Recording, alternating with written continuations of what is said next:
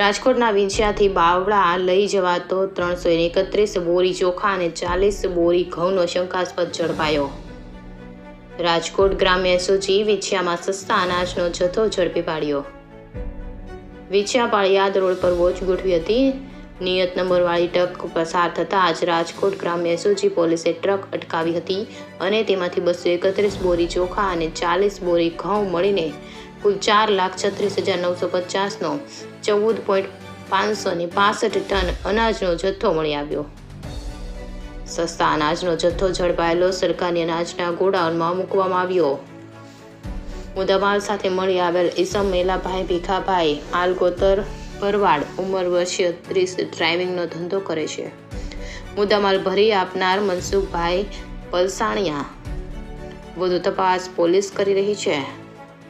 Report Karshan Bamta, Jasdan news.